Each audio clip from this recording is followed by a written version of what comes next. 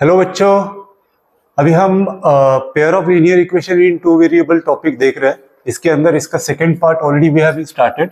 इसका पहला पार्ट तो हो चुका है, so we started with the second part. ठीक है, तो फर्स्ट पार्ट के अंदर हमने कॉन्सेप्ट देखा था ब्रीफिंग के अंदर। फिर भी एक बार तीन सिनेरियोज में अगर हम पेयर ऑफ लीनियर इक्वेशंस लेते हैं, यानी कि दो इक्वेशंस लेते हैं, तो उसके सिनेरियोज क्या क्या होता है कि एक होता है, दो इक्वेशंस होते हैं, जनरल इक्वेशंस वगैरह सबको पता है। ठीक है, जब हम ग्राफ उसका निकालेंगे, ठीक है, तो ये मेरा फर्स्ट लाइन, ये मेरा सेकंड लाइन। तो पहला सिनेरियो क्या होता है, these two lines are intersecting at one point. तो इसका अगर हम कोएफिशिएंट्स का रेशियो अगर कंपेयर करेंगे तो क्या आता है यहाँ पे, suppose this is a1x plus b1y plus c1 equal to 0, ये वाला एक लाइन है। And the other one is a2x plus b2y plus c2 equals to 0, ये वाला लाइन है। जब हम इनके कोएफिशिएंट्स का रेशियो देखेंगे, ठीक है, जब इंटरसेक्टिंग होता है तब रेशियो क्या आता है उसका comparison, a1 by a2 is not equal to b1 by b2। ठीक है, तो ये पहला सिनेरियो हो गया। सेकंड वाला क्या सिनेरियो था, ठीक है, ये मेरा कोऑर्डिनेट सिस्टम है, मैंने दो लाइंस ड्रॉ किया। ठीक है, तो दो लाइंस ड्रॉ करने के बाद उसके अंदर सेकंड सिनेरियो क्या आता है, मैंने पहला एक लाइन ड्रॉ किया। ठीक है, इसका इक्वेशन क्या है, a1x plus b1y plus c1 equal to 0। अगर मैं सेकेंड लाइन भी ड्रॉ करता हूं तो सेकेंड लाइन का क्या आता है, इसकी जो पहले वाला लाइन था इसके साथ कोइंसाइड होता है। ठीक है, suppose this is the other line, a2x plus b2y plus c2 equals to 0। अगर इसके कोएफिशिएंट्स का हम रेशियो देखेंगे तो a1 by a2 equal to b1 by b2 equal to c1 by c2, ये कंपैरिजन आता है। हमने तीसरा सिनेरियो देखा था, अगर मैं दो लाइंस ड्रॉ करता हूं तो वो दो लाइंस कैसे आते हैं, for example this is the first one, a1x plus b1y plus c1 equal to 0 and the other line is like this. ठीक है, a2x b2y plus c2 equals to 0, ये दोनों लाइंस कैसे हैं, they are the parallel lines. ठीक है, तो इसका कोएफिशिएंट्स का अगर हम रेशियो देखेंगे तो क्या आता है, a1 by a2 equal to b1 by b2 is not equal to c1 by c2। ठीक है, जब दो लाइंस इंटरसेक्ट होता है मतलब उसका एक इंटरसेक्टिंग पॉइंट मिलता है, इसका मतलब यहाँ पे हमें सॉल्यूशन मिलता है।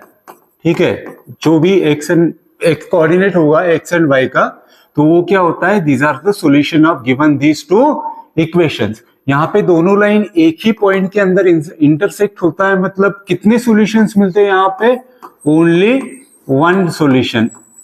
ठीक है, ये कब आएगा, a1 by a2 not equal to b1 by b2। ठीक है, नॉट इक्वल टू, यहीं पे अगर पहले दो ही में हम कंपेयर करेंगे, यहीं पे समझ में आएगा कि कितना सॉल्यूशन है या नहीं है।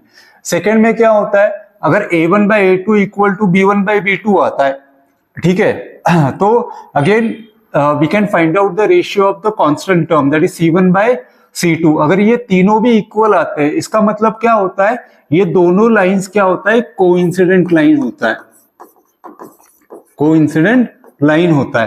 तो इन दोनों लाइंस का या इस सिस्टम का सॉल्यूशंस क्या निकल के आता है, देखो सॉल्यूशन मतलब क्या होता है, दोनों लाइंस में जो कॉमन पॉइंट्स है वो, तो यहाँ पे तो इनफाइनाइट पॉइंट्स है, इनफाइनाइट पॉइंट्स है। ठीक है, तो इसके सॉल्यूशंस क्या निकलते हैं, इनफाइनाइट, या हम उसको कहेंगे मेनी सॉल्यूशंस, मेनी सॉल्यूशंस। ठीक है, तीसरा सिनेरियो आता है, दोनों लाइंस इंटरसेक्ट होता ही नहीं, मतलब दोनों lines, both the lines are parallel to each other. Parallel मतलब they are never intersecting anywhere. इसका रेशियो क्या आता है, a1 by a2 equal to b1 by b2। अभी देखने वाली चीज क्या है, इस सिनेरियो के अंदर और इस सिनेरियो के अंदर पहले दो इक्वल आते हैं, हमें फिर तीसरा निकालना पड़ता है, that is c1 by c2। अगर ये इक्वल टू आता है तो कोइंसिडेंट लाइन आता है, अगर लास्ट वाला नॉट इक्वल टू C1/C2 आता है, it mean these two lines are parallel. तो अगर पैरेलल है ना, उनके अंदर कॉमन इंटरसेक्टिंग पॉइंट ही नहीं है, तो यहाँ पे सॉल्यूशन आता है क्या? No, they are not having no solutions. ठीक है, नो सॉल्यूशंस। तो ये 3 सिनेरियोज बहुत इसको अच्छी तरह से करना, रिवाइज करना, प्रैक्टिस करना।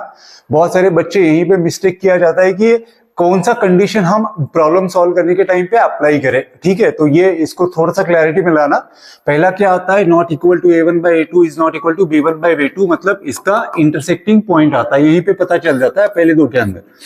ठीक है, दूसरा केस में आता है अगर ये दोनों इक्वल है। ठीक है, अभी इन दोनों सिनेरियोज के अंदर ये वाला जो पार्ट है it is common part.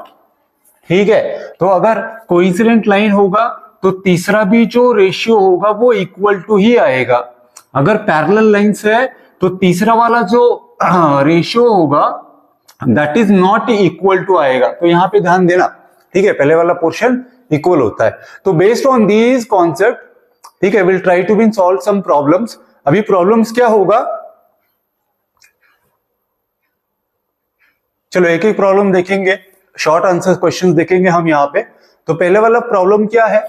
For what value of k the pair of linear equation this one and 6x plus ky equal to 8 does not have the solution. भाई अगर सिस्टम ऑफ इक्वेशन है वहां पे, उनका solution कब नहीं होता? जब लाइंस ये पैरेलल होता है तब। पैरेलल मतलब they are never intersecting to each other, इसका मतलब कॉमन पॉइंट है ही नहीं। तो ये सिनेरियो के अंदर हम रेशियो कैसे होता है, रेशियो कैसे निकलता है? That is A1/A2 equal to B1/B2 is not equal to C1/C2। ये कंडीशन आता है कि नहीं आता? So by using this condition we are solving this system. ठीक है, तो चलो सिस्टम लिखेंगे। और यहाँ पे देखने वाली क्या चीज है, हमारी जनरल इक्वेशंस क्या होता है? ठीक है, जनरल इक्वेशंस के अंदर सारे के सारे टर्म्स इक्वेशंस के एक ही साइड में आता है, बट यहाँ पे क्या है? Equal to 3 equal to 8। तो पहले हम सारे के सारे टर्म्स एक साइड में लेके आएंगे। So given system of equation is 3x plus y minus 3 equals to 0, equation number 1। Second वाला कौन सा है? That is 6x plus ky minus 8 equal to 0। Plus 8 था, LHS में आके माइनस बन जाता है। ठीक है, so given system we can compare with the general equations. ठीक है, जनरल इक्वेशन पहले वाला कौन सा होता है? A1x plus B1y plus C1 equal to 0। यहाँ पे A2x plus B2y plus C2 equals to 0। A1 B1 C1 A2 B2 C2 निकालो कंपेयर करके, कितना आता है? हियर A1 कितना है? Coefficient of x, it is 3। B1 क्या आता है? y का कोएफिशिएंट, यहाँ पे y का कोएफिशिएंट कितना है? It is 1। कुछ नहीं है मतलब 1 ना, 1 into y मतलब y आता है। ठीक है, इट इज 1। C1 क्या आता है? यहाँ पे प्लस C1 -3। ठीक है, और यहाँ पे A2 कितना आता है? 6। B2 कितना आता है? K, जो हमें निकालना है वो। ठीक है, और C2 कितना आता है? It is -8। ठीक है, since given system of equations, ठीक है, डज नॉट हैव सॉल्यूशन। अगर सॉल्यूशन है ही नहीं तो कौन सा वाला कंडीशन आता है? A1/A2 equals to B1/B2 is not equal to C1/C2। A1 B1 सारे कांस्टेंट कोएफिशिएंट्स के वैल्यूज यहाँ पे पुट कर दो। ठीक है, A1 कितना है? It is 3/6। B1/B2 कितना आता है? It is 1/k। It is not equal to C1/C2 -3/-8। ठीक है, तो पहले k का वैल्यू निकालो, इसको इन दोनों को कंपेयर करो एंड देन इनको भी कंपेयर करो। ठीक है, तो क्या आता है यहाँ पे? k equals to 6/3। ठीक है, और यहाँ पे इन दोनों को कितना आता है? ये k equals to -8/3।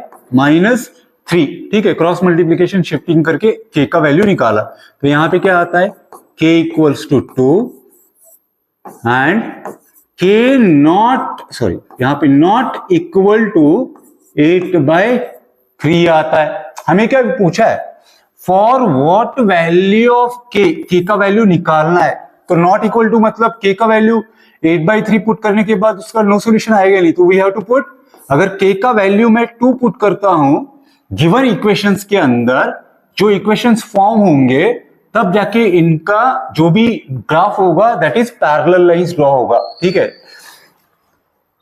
Hence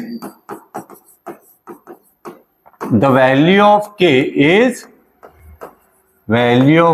is 2, this is the answer. इसको ऐसे सॉल्व करना है आपको, ठीक है, ओके।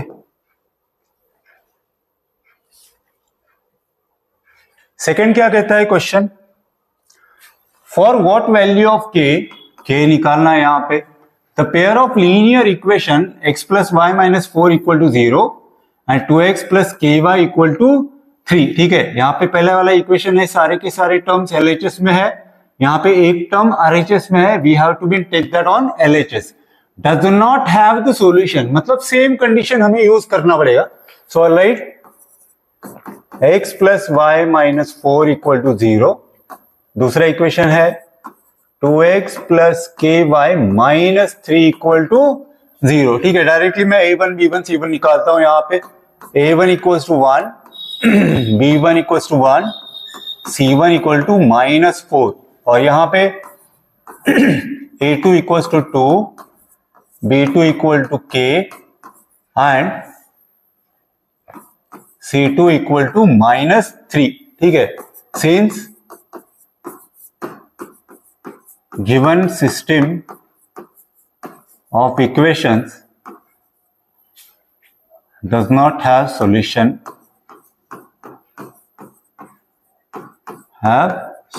कौन सा वाला कंडीशन आता है, it is a1 by a2 equal to b1 by b2 is not equal to c1 by c2, values put करना, इट इज 1/2 है ना, b1 1/k not equal to -4/-3, पहले इन दोनों को कंपेयर, फिर इसके बाद इन दोनों को कंपेयर, ठीक है। तो यहां पे क्या आता है, अगेन k इक्वल टू 2, और यहां पे क्या आता है, and k is not equal to 3/4, ठीक है। तो हम कौन सा वैल्यू लेंगे यहां पे, k equal to 2, hence the value of k is 2, ठीक है। तो वैल्यू क्या आएगा वहां पे उसका, इट इज द 2, ठीक है। पूछा क्या है, for what value of k, ठीक है, given system of equation does not have the solution, जब मैं k का वैल्यू इस इक्वेशन के अंदर पुट करूंगा, जो भी मेरे इक्वेशंस फॉर्म होंगे तो उनका सॉल्यूशन कुछ निकलेगा, नहीं निकलेगा, does not have the solution. फिर कौन सा k का वैल्यू पुट करना है हमें, k इक्वल्स टू 2, है ना, k नॉट इक्वल टू 3/4 तो है ही वहां पे, ठीक है।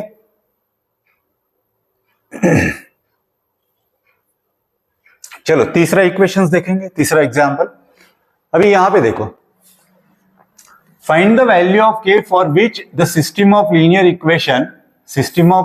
इक्वेशन इज इनकंसिस्टेंट, इनकंसिस्टेंट बोला है, ठीक है। जब लाइंस इंटरसेक्ट होता है एक सॉल्यूशन निकलता है, जब लाइन कोइंसिडेंट होता है, कोइंसिडेंट लाइंस होते हैं तब मल्टीपल सॉल्यूशंस निकलते हैं, तो इन सिस्टम को हम कंसिस्टेंट बोलेंगे, कंसिस्टेंट, ठीक है। जब दो लाइंस पैरेलल निकलेंगे तो इनके अंदर कुछ सॉल्यूशन होगा ही नहीं, इसका मतलब इट इज इनकंसिस्टेंट सिस्टम, ठीक है। तो हमें कौन सा कंडीशन आप यूज करना पड़ेगा, द पैरेलल वाला, सेम अभी तक जो किया वही यूज करना है, ठीक है।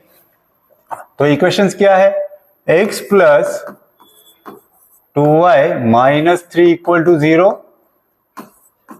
5x plus ky plus 7 equal to 0। a1 क्या आता है 1, b1 2, c1 कितना आता है 3, A2 कितना आता है second equation 5, B2 K and C2 equals to 7. Given system of equation is inconsistent, मतलब कौन सा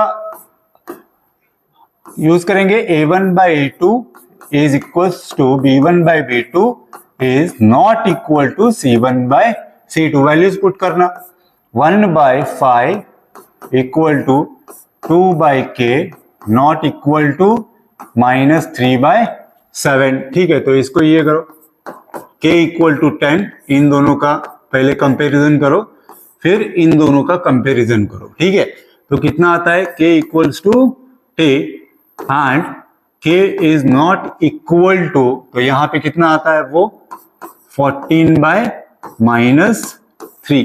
Hence the value of K is 10. तो आंसर क्या होगा यहां पे, इट इज 10. ठीक है,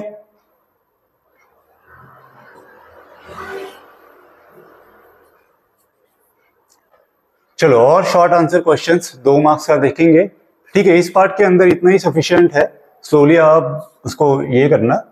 ठीक है, क्या पूछा है यहाँ पे, फाइंड, थोड़ा ध्यान से देखना यहाँ पे. ठीक है, find c if the system, find c.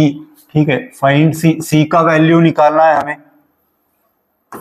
ठीक है, सी का वैल्यू निकालना है. Find c if the system of equations, कौन से इक्वेशंस है, cx plus 3y plus 3 minus c equals to 0, 12x plus cy minus c equals to 0 has infinitely many solutions बोला है ना, infinitely many solutions. infinitely many solutions कब आता है, जब कोऑर्डिनेट सिस्टम के अंदर जब मैं लाइंस ड्रॉ करता हूं तो वो लाइंस क्या होता है, कोइंसिडेंट लाइंस होता है.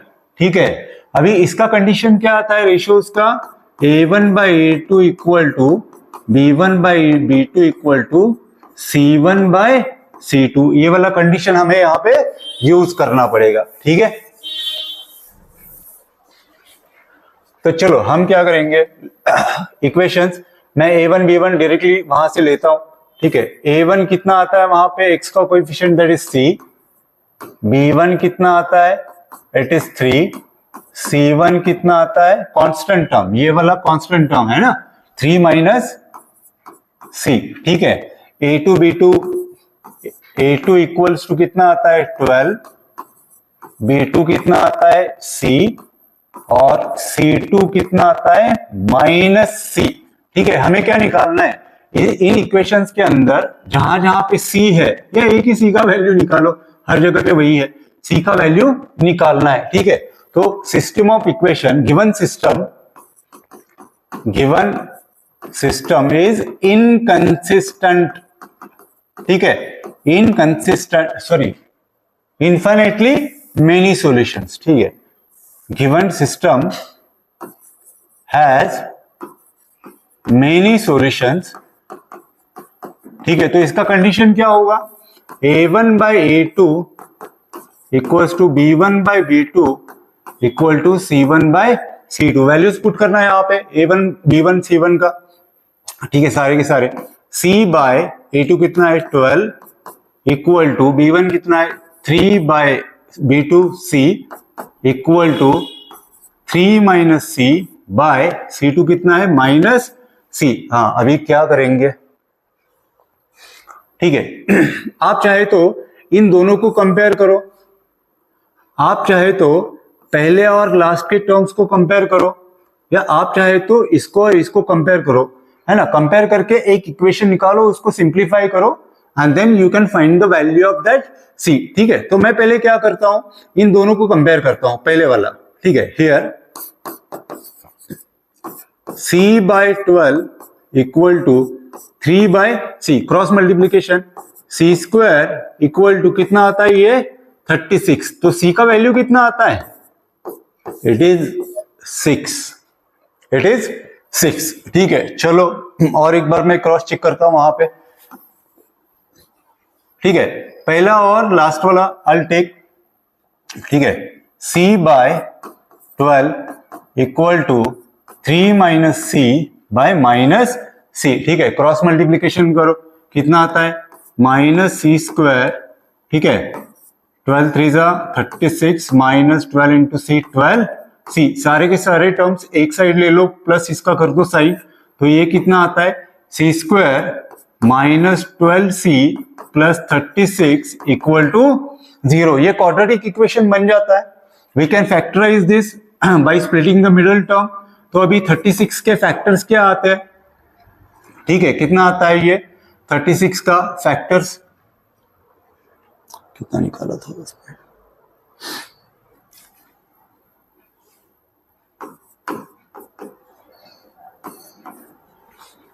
C square minus 6c minus 6c, इसके जो भी फैक्टर्स निकलेंगे ना 36 के, ठीक है, कितना आता है 6।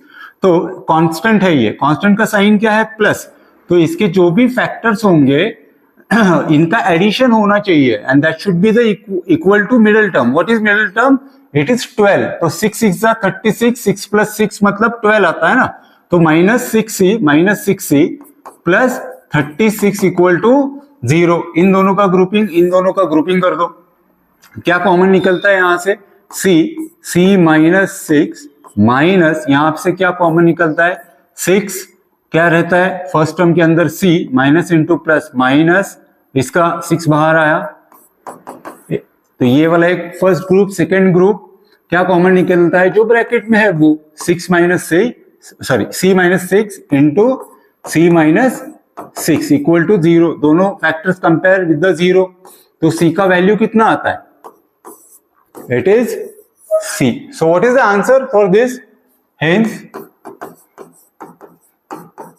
the value of c is 6, value of c is 6, ठीक है। तो मोटा मोटी इसको कितना मार्क्स है, 2 मार्क्स है, ठीक है। इसके लिए रेशियोज के लिए हाफ मार्क्स यहां पे, ठीक है। अगर यहां पे कुछ होता है इन दोनों को मिला के राइट लाइक हाफ मार्क्स, यहां पे हाफ मार्क्स, ठीक है। फिर इसका कंपैरिजन हाफ मार्क्स, ऑलमोस्ट ये नहीं आएगा, तो इन सारे कैलकुलेशंस के लिए या फाइनल के लिए it is like half marks, ठीक है। तो ये मोटा मोटी उसका भी थोड़ा सा मार्किंग हो जाता है, but we need to understand कि इन ऐसे टाइप्स के क्वेश्चंस को कैसे सॉल्व करना है, ठीक है। तो बहुत सारे लोगों को मैं एक्चुअली बताना भूल जाता हूं। In the last I used to be say that कि आप वीडियो जब भी देखोगे तो आपका वीडियो का speed you can do it is 1.25x, ठीक है, ताकि वो जल्दी भी हो जाए। और सेकेंड थिंग, अगर वीडियो में या ये वीडियोस आपको हेल्प कर रहा है, so better you subscribe it, share it and like it. आप अपने सारे दोस्तों को शेयर कर दो ताकि उनका भी भला हो जाए। चलो देन, आज के लिए यहीं पे रुकते हैं। चलो, थैंक यू, बाय बाय।